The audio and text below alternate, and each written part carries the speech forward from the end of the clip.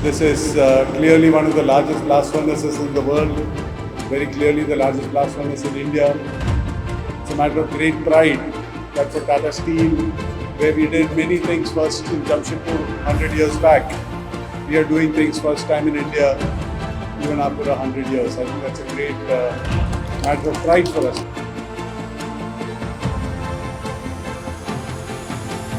Because if you are a leader, you have to do things before other people do it and be able to handle the risk, mitigate the risk and make a success out of it.